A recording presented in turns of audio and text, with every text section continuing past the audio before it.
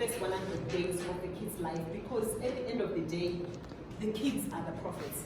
Yeah. So it's important to know how to look after kids. And the other thing that I'd like to emphasize for anyone starting, don't think that just from this slide you've learned it all. We run a 14-day bootcamp program at the farm. So, and it's designed for people who are actually doing the hands-on work. So we encourage you to enroll whoever you are going to entrust your animals with when you have your kids. To attend one of our boot camps, preferably during our kidding season when we have kids. So it's easy when somebody actually sees what goes on. Yeah, they see what happens. What are the routines, rather than trying to tell them. But when they've seen it, it's easy for somebody to implement. You know that they know that in the morning this is what we do. If kids need bottle feeding, this is what we do. This is how we clean the bottles. This is how we manage kids when they are in the bonding pens with their mothers. So keeping kids in bonding pens with their mothers, it all depends as well on the management, your own management system and your own space available. We find that we can't keep kids and their mothers in bonding pens for any longer than 7 days. Even 7 days is pushing it, because you know we'll be kidding quite a lot. And I think we have only about 20 bonding pens. So imagine if you have 20 bonding pens and you only have 20, if you have more than 20 mothers kidding, you run out of space. So we tend to discharge quite quickly. Minimum though for us is 48 days, and we use that time to assess the mother's mothering abilities and the milk production, and to make sure that colostrum has been taken, which is absolutely essential, just as it is with a human baby. Yeah, we all know a human baby must have colostrum, and the same goes for our kids, our four-legged kids. They must have colostrum within 6 hours, minimum, maximum 24, but even within 24 hours, if they didn't have it any earlier, you know, you're cutting it a bit fine. They need the colostrum to help build up their immune system. By somebody colostrum? No, from the mother. The mother? Yes. How do you know this colostrum? It's a natural thing. It costs. Unless if the mother is dry, it's completely. Yeah, the first milk. Yes, but you can buy colostrum. Some mothers are dry, they don't have any. In South Africa, you can buy colostrum.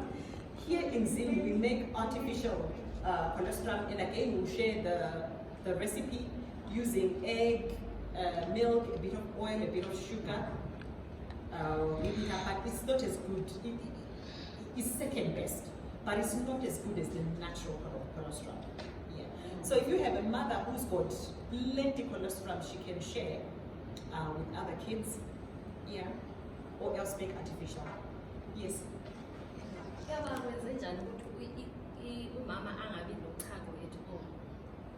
Do you know, I put it down to the mother's genetic makeup, because even in humans, isn't it?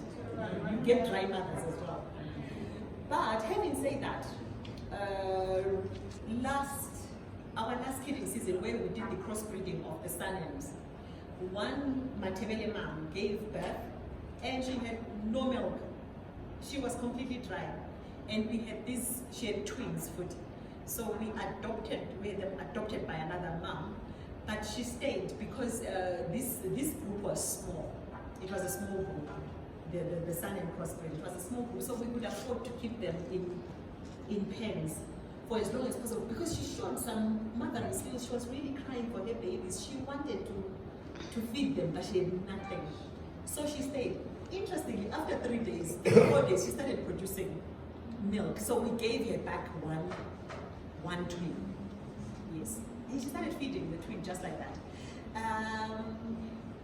In the absence of anything else, I don't know. I always assume it's the genetic makeup, because obviously nutrition can play a part as well. So with us, a month before kidding starts, we keep our females close by. They don't go roaming around looking for food. We keep them in, and if necessary, we feed them to encourage them to produce milk, but also for safety, because we don't want them kidding out in the bush, because we have predators, we have jackals that can attack a weak kid. Yeah. So we make sure a month before kidding, we pen them, or we keep them as close by as possible in a fenced area nearby, where there is no chance of predators attacking. Okay. So like I said, we do 48 hours to assess the mother's ability to nurse, to bond. If not, then we have to find a substitute mother, or the ladies that look after.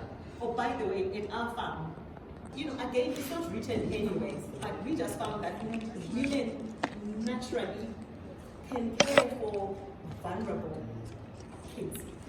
They understand the value of that first milk. They understand the value of feeding and, nurturing fragile kids. So we found that by insisting that it's only women, actually we did cut back on our kid mortality rate as well, simply by introducing a women-led team. So sorry guys, you can't apply for a job at our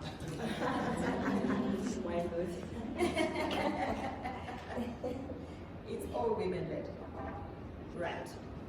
So day 2 after birth, we give E. selenium, and as you know, E. selenium also helps with building up the immunity in the kids. Day 3, we give hydrate or any oxytetracycline.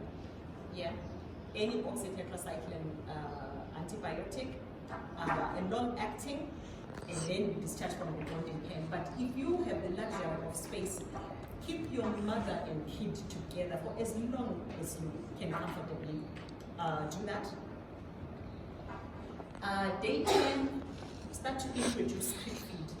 And crib feed you can buy, is the one thing that I would actually recommend that you do buy good quality crib feed. I think you can get it like from where Chris used to be. There's a new guy now called Zisman. I think their crib feed is quite okay. And then day 14, you give pulpy kidney vaccine and a vitamin injection. Day 30, you deworm, and you also repeat the E. selenium and oxytetracycline. Day 50, you give a pulpy kidney booster. Day 60, you deworm, repeat again the oxytetracycline. This oxytetracycline is to protect your kids from hard water, because we are not yet plunge deep in them like how we do with the mothers. So it's to give them that protection against hard water, which, by the way, the ticks are going to be brought in by the mothers, because the mothers go out, remember. So when the mothers come in, they can drop ticks, and these ticks can bite the kids. Yeah. But somebody did say that, because our kids are born in that environment, they should be immune already. Well, we simply do not want to take that chance. Yes and no. Yes, they should already have immunity to the ticks that we have. It's a management system that we have adopted, and we think it works well for us. So we don't like taking a chance on that one. And even Chris used to say he never vaccinates against pulpy kidney either. Yeah. So that was his own management. His own way of managing the herd. Yeah. So which is why I always encourage, try to visit as many farmers as possible, find out how they are managing, their herd. This is how we do it. You're very welcome to literally just lift what we are doing and apply it to your farm. It works for us. It might work for you, but if you find it's not working, find out how else somebody else is doing it. What's the name of the food supply for this hormone?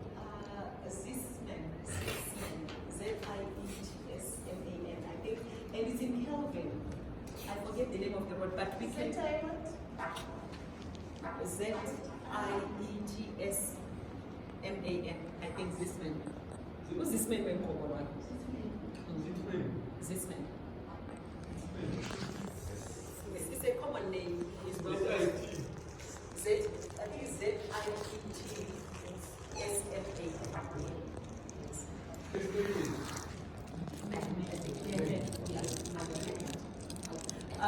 we'll share the contact details in the group for, like, if you need to contact them and ask for directions. I can direct you, but I'm at 10 in Kelvin. I forget where they are, but they're in Kelvin. Oh, okay. Okay, I will.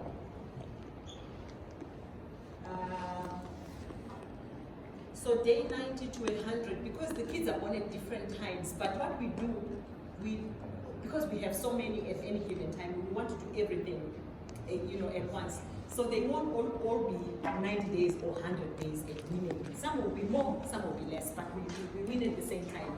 Again, just to help us manage our herd. Yeah, and we also do controlled breeding, meaning that we only expose our females